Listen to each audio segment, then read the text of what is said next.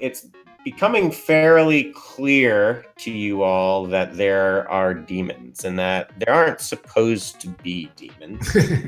There's not any real reason for you to honestly give a shit because you have your own more pressing problems, which is, getting out of this hellhole of caves and back to the surface so you can see some sunlight and normal people again. That's pretty much your goal and your exclusive goal. And you don't really have to give a shit about much else except the things that get put in your way of achieving that goal. Some things have been put in your way currently. One of those things is that you don't know how to get to the surface. And the way the Underdark is structured, there isn't any real clear way to get there. So throughout, you have been following different guides that promised you at least an opportunity for further direction or a place to find further direction. So you followed Shushtar to Sloopadoop after you escaped because he thought his people may be able to help you. Turns out they were just fucking lunatics and tore each other apart. So you escaped, but in the meantime found Blurg. Blurg could get you to Gracklstew, which you at least knew was going to be civilized in some way, even though it's run by Duergar, who are generally considered evil and well known for being slavers. But it was really your only lead as far as a place to find directions or a guide to get out of the Underdark. So you followed Blurg to Gracklstew. Once you got into Gracklstew, you kind of got thrown into a big whirlwind of bullshit that was going on here. Yes. And sort of started stumbling around blindly and got yourselves torn to bits and pieces, literally and figuratively. Then sat down and said, wait, what the fuck are we doing and why? She basically deputized you all to investigate things in the city, and you have free reign to go most places. You don't just have free reign to go anywhere. You told her about the dragon egg, which she said that you should go see the Keepers of the Flame and Thimberchard, who is the red dragon who keeps the furnaces burning in Gracklstew, to tell them and see if they wanted any help or had any information. After neutralizing that stone giant, invitation was extended to you to visit the stone giants to get thanks. You also know that the plot that Blurg and are putting together to basically overthrow the Deep King and cause and unleash a red dragon on the city. So you know of one plot, and so when she told you guys to find evidence, I assume you decided to come to the Whirlstone Tunnels to find evidence of that plot for her. You guys mentioned other things about turning the Grey Ghosts and the cultists against each other. You did meet Wirt Saltbaron, who told you that he could take you to Blingden Stone and that the Deep Gnomes actually visit the surface somewhat frequently. So heading there is actually a really good chance of finding some way to get home. After we finish fucking stuff up in these tunnels, then trying to go with that Salt Baron guy and get to the next city that might actually get us out of here. Yeah. So wait, so Jeff likes it down there? Yeah. Okay. He's like just not trying to leave, escape the Underdark. He's like, this is my home now. This is pretty sweet. But he does like killing. So he's like, well, if we have a chance to turn these gray ghosts against the cultists and then kill them all, he's on board. How much does Jeff like gold and goods? Not so much. More the killing. Knowledge and killing. Ooh. So this is not a game then. This is like your actual life. This is just actually me. This is like a therapy. There's no distinction between player and character. Your therapist was like, I think maybe if you play this out in a Dungeons and Dragons, you won't have to wear the skull mask every Oh my God. then the actual killing can stop. Maybe you'll be less likely to murder everyone. You like put gloves on and like choke at night. Oh God. By the way, the longer you guys stand at the entrance to these caves, the more and more Darrow start paying attention to you. And every once in a while, like a little can gets thrown your way or like a little piece of wood or something. And that's happening more frequently as well. The Darrows seem to be getting more and more agitated by your presence in their part of town. Go somewhere inconspicuous to do this. You want to go into the tunnels? Sure. You enter the tunnels immediately. On your right is Bupito's lair. Aside from the charnel scene of gore and corpses, it's fairly safe, secluded. Perfect. We'll just go ahead and assume that since Jeff had concocted this plan back in the town, he would have brought something with which to enact his plan. Somebody write these fucking notes and tell me what they say. To the Grey Ghost, like, hey, these cultists are encroaching on your territory, and they're actively working against your interests. They'll be at number 9 on the map at 10 p.m. So you're just going to be like, they're going to be hanging out with the Hydra? The other group is going to try and exploit the Hydra to use against you. So bring everybody you've got. Okay, and what does the other letter say? Well, to the cultists, they're the new guys, like the Grey Ghost. They've found this new area of the tunnels that has a Hydra that they're going to use as a weapon for their own plot against the city that will disrupt your plot against the city. Bring all of your best guys. You're going to cast Animal Messenger, yes? Twice? Yeah, I'll cast it onto a creature, like a rat. And I will cast it as well. And you cast this little spell on them. What are they going to say? Read the attached note. See attached. Hopefully they all kill each other and we just stand victorious over their corpses without having to do anything. Ideally, Totally you how this is going to work out. Yeah. So I need stealth for all 3 of you. Calvinus turns into the Black Panther. You see that inside it appears to be like a barracks of some sort, and this is room 12 here. A barracks of some sort where you see a few cultists sort of milling about, and some beds and like chests and things holding their stuff. So this is probably where the cultists, like rank and file, stay. But you pass by unnoticed and continue on your way past that little door that took you on the path that went back towards where Blurg and were. And then as you're going past that barred door where the gorillas are, you hear someone shout. And one of the cultists inside the room seems to have noticed you. She critted her perception check. They're on guard because you killed their leader last time you were here. Let's stay the course. We got to get to the Hydra's area. Let's go. Jeff just follows Roland. So you guys book it on down the hall, and you hear the door slam open behind you. A bunch of cultists are presumably chasing you now.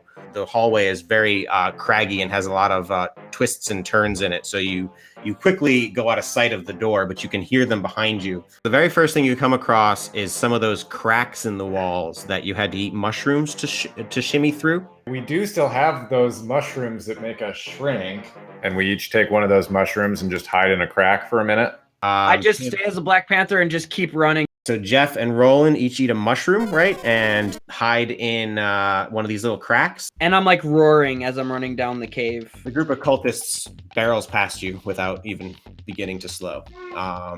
So they've passed you now, but they are still hot on the trail of Adam. So Adam, what I need you to do is roll me a D20. All right, you can't do better than that. So they're probably like 60 feet behind you. I run up to the wall. I turn back into a firebolt. I step next to the rock wall. I meld into the stone with the spell, meld into stone. Excellent. You meld into stone, and then you can't really hear very well, and things become muffled, so you don't really know what's going on. So we're going to leave that there for now. Andy, you guys know you both hid as Tiny, Jeff, and Roland. And you saw all the cultists run past you after Calvinus. So what are you going to do? Move cautiously, keep an eye out for the cultists coming back. Yeah. Just like stay tiny? Yeah, easier to hide. Yeah. So you stealthily continue moving, and you see that as you round the last little craggy bend here, you see that all of the cultists appear to be like gathered in a group, and they're like angrily like shouting at each other, and like one would push the other one and he'll scoot back up. They don't seem to want to go into the area where the Hydra is. They seem very afraid of it, and none of them will go past the little like ledge entrance. Jeff looks at Roland and kind of indicates, like, do we just stay out of sight and hope they go back where they came from? After a short bout of arguing and shoving and whatnot, the Darrow all give up and walk back the way they came, not noticing Roland or Jeff. Jeff breathes a sigh of relief, waits until they're definitely out of earshot. After a few moments of silence, you hear "Kong" very lightly in the distance, like some sort of metallic door has been slammed shut. And then you wait 5 extra. Exactly. Yes. The coast is clear. Now, where the hell did Calvinus go? Calvinus, it's just us. You can come out now. Where'd you go? So it's like, oh, he's here. I can hear him. He melds out. He melds out of the stone. Hell yeah, let's take a long rest as stone until those motherfuckers get here. But you can only do it on one person, right? Or you cast it twice, then you're only doing it on 2 people. So somebody isn't going to be stone. Well, Adam and I can both cast it. I have 2 third-level slots, and Adam has at least 1. All right, yeah. So you can both use both your 3rd level slots, and all 4 of you can be stoned for 8 hours. Yeah. We have both our 3rd-level slots back at the end. Yep. Roland, you want to set some alarms for when people show up? Especially since both druids and clerics have ritual casting, and you can cast it as a ritual, so you don't even need to spend the slots. Actually, it doesn't even matter how many slots you have. If you have a 3rd level slot available, you can cast it as one of you can cast it for all 4 times, really. So you guys all get stoned and hang out for 8 hours. Calvinus wants to try to make small talk with the guys. Well, you can't speak while you're stoned, so that's not going to be possible. Telekinetic. Telepathic, it's different thing. Nerd. Telekinesis, Kyle. It's mind bullets. Calvinus says, okay, Rowan and Jeff, I know that you'll keep your telekinesis on for me. So I was wondering, what are your guys' favorite kind of food? Stu's like, mine's on. Is that an option to turn it off? Can we block Calvinus out? Yeah, can we do that? You can be unwilling to receive Oh spores. my! So the We're spores just learning this now. Spores also only last for 30 minutes, so he can only speak to you for the 30 minutes out of this 8 hours. Yeah, I didn't receive the spore of stool the last time he put them out because I wanted silence to meditate. Rowan. He didn't take my spores. Rowan, what's your favorite food? He can't hear you right now. But I really like poop. Oh no. You like to eat poo-poo? Mm-hmm. It's my favorite. I like Quaggoth poop is really good because they like to eat a lot of meat and berries, and it has this really great mixture. And I don't know what happens in their stomach, but there's something that just makes it so delicious. Is it a good pairing? It is a good pairing, especially if they eat some pears. Is it oaky? No, you know whose poop is oaky? Dwarves. I've heard that has a nice finish. Yeah, it's very oaky. You'd think it would be taste more rocky and gritty, but it's got a very strong oak flavor to it. Yeah, Jeff, what do you think that about? feels like about 8 hours, right? Yeah. Jeff, what's your favorite thing to eat? Also not telepathic right now. He didn't take them either. You know what? I gotta tell you something, Stu. Damn it. Sometimes I have dreams about being a dancer. And I think, it'd be really nice to be dancing for a living. Like those other Myconids we saw? They didn't. No, kind of more like being on stage, dancing, doing, really sensitive dancing. I don't know what that is. I'll show you sometime, but it's just very interpretive, sensitive kind of dancing. And this conversation goes on for as long as it possibly can. 8 hours. It can only go on for half an hour because then the Myconid stools stop working. He'd have to come out of the stone. And eventually you guys start to hear some things from outside of your little warm stony embrace. And what you hear are some muffled talking, and then that muffled talking turns into some muffled shouting. Then you start to hear the sounds of battle coming from outside of your little stony area.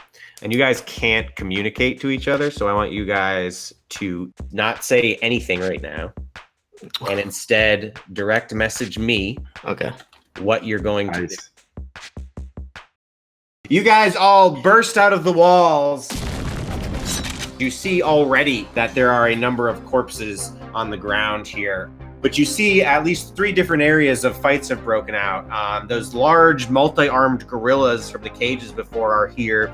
You see a huge bearded giant with 2 heads flanked by a pair of these Duragar Soul Blades taking on the both of them.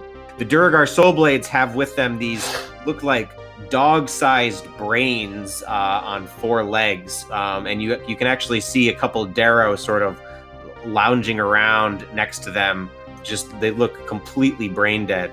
You see some regular looking apes here fighting as well as one really odd looking creature. It's very large, floating, elongated sort of mass of tentacles with a large eye in the middle. It appears like slick and sticky to the touch. And it's sort of got this pinkish red body. All around you, you see signs of battle and fighting occurring. And having emerged from the stone quickly, the fighters have also seen you, although they are all definitely too involved in what they're doing to pay any attention to you guys. So I need all 3 of you to roll initiative. You don't see the Mind Flayer, Y, or Blurg. Jeff is like visibly aroused. First thing you see are these huge multi-armed gorillas start battering. One of them is battering the floaty eye jumble of tentacles with each one of his arms is just coming down in quick succession. He's a flurry of arms and teeth. The other one further away is battering one of the Soul Blades. The Soul Blade is smashed to a bloody pulp on the ground by this huge creature. There is a Darrow standing there who has just these sort of dark energies swirling around him, and he starts incanting this strange voice that sounds like it's coming out of the void itself. A bunch of flaming rays shoot out of his hand. Rays shot out at 6 different people, slamming into them, causing huge burn marks. Tentacle monster, then his eye stalks on tentacles start waving around, shoot a couple of rays. Sitting cross-legged watching. Yeah, you're just watching this happen. The caster takes the ray, and you see he starts to like shake in spot and doesn't seem to be able to move anymore. These looks like some powerful enemies down around here. They are. Mm-hmm. Jeff is like eating popcorn. He just keeps producing popcorn out of nowhere. I actually do have that spell. You see this huge gorilla. He's about the same size as this floating mass of tentacles. Is actually lifted up into the air and moved over the lake and then dropped. Whoa. Somebody's telepathic. The last ray shoots at that giant 2-headed giant. And then this floating eye creature floats back to where you all are. Oh! Oh boy. We're all just sitting there. You hear in your mind, are you with Qualix? I am with Qualix. Oh no. All right. Roll deception, Calvinus. Jeff, what do you say? We're just observers. All right. And the Soul Blades all grow. Calvinus, finally you get to do something. Okay, so Calvinus will step backwards, prepare the dodge action. You just take the dodge action. Yeah, take the dodge never have action. to do that. And I'll say, guys, maybe we should head toward this exit. There's a Darrow down below who he steps over here and he starts making this incantation. You guys see coming from the room below you, this streak of lightning shoot through the entire room.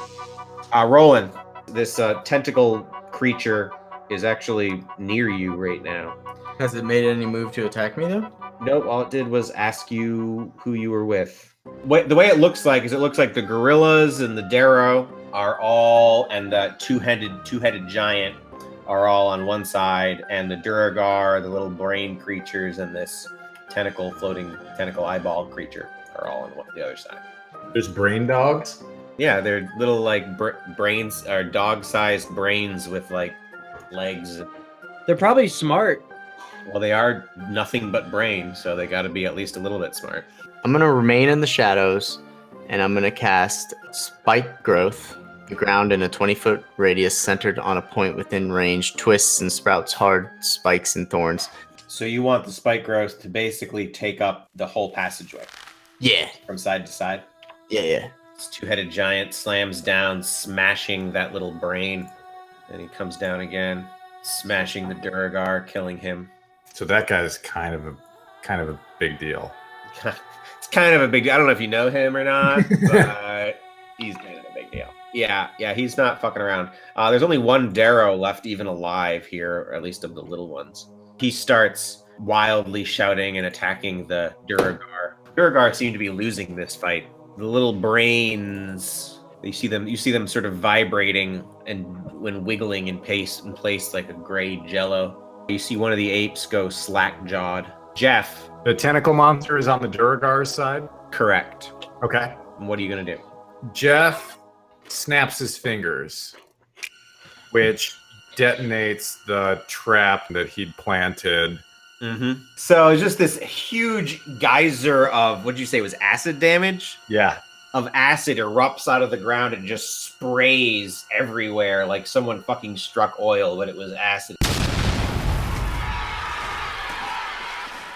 All of these creatures in here that are fighting are just caught totally unaware as they just get rained with this corrosive substance and start melting. And they start looking at each other, not sure which one of them actually did this, but noticing they're both dying anyway, and they start melting in place.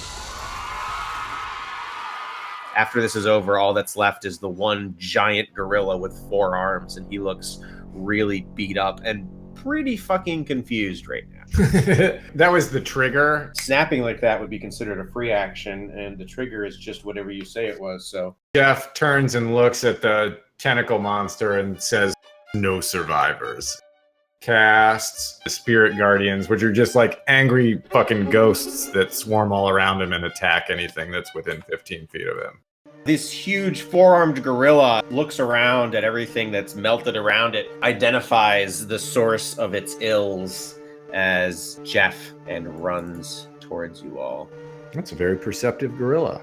He is he's got keen smell. He probably smelled the spell. The popcorn. That's probably that'll it was do the it. popcorn. Yeah, That smells like popcorn. Straight up to Roland. So it takes 2d4 piercing damage for every 5 feet. The other huge gorilla, seeing that there's really only there are very few enemies left, crawls soaking wet out of the water. He's got this like angry look at his face as he's looking towards this floating tentacle thing, and all of a sudden the look turns from anger to abject fear as another ray shoots out in his direction, but he dodges out of the way of this one. Calvinus! I'm gonna cast Healing Spirit. I summon you, Richard Gere!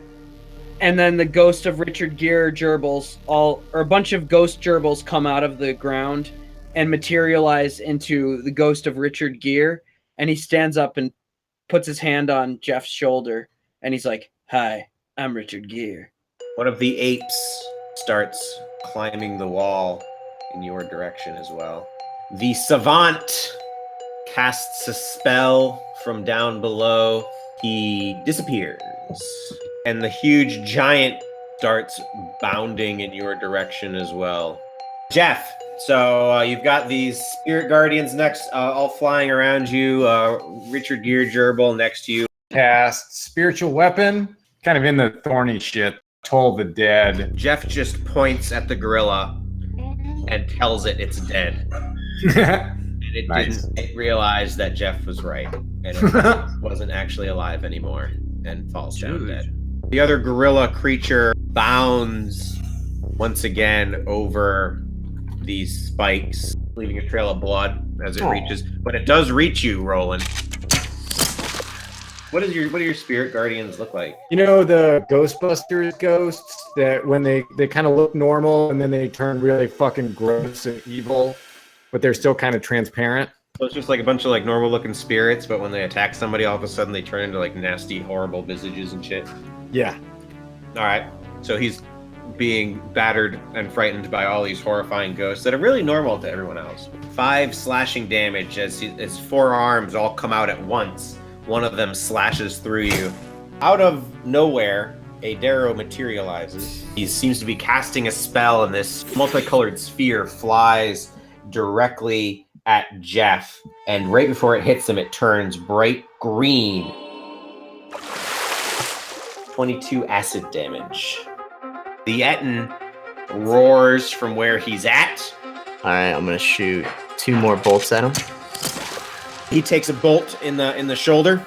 Jeff, alrighty, your ghost friend tears another tentacle off of this monster, and he's really looking bad. Toll the dead. You remind him that he's dead, and he remembers. Nice. And he dies and splashes into the water below. A wall of flames erupts. That is a wall of fire that has erupted from the earth. Everyone within 10 feet of the right side of it is going to have to make a dex save. You each take 28 fire damage. Damn! As you nearly combust yourselves from being in such close proximity to these roaring flames. This wall is 20 feet high, so it reaches the ceiling once you get back into the cavern. But it does go from edge to edge, so you cannot get past it right now. Calvinus. Finally, I can make myself useful. And he casts 3rd level Wall of Water right on the Wall of Flames. This is cool because your water wall doesn't put out the fire because they're both magical, but the firewall doesn't evaporate the water. So you have now this like wall of swirling water with fire inside of it, and it's like boiling hot. It doesn't actually cause any of the water to boil off. It stays liquid. It just gets really fucking hot. It just looks fucking crazy because it's fire actually inside water. I'm gonna end this fight right now because your enemies have fled. Vicious mockery. Vicious mockery. Vicious mockery. Vicious mockery.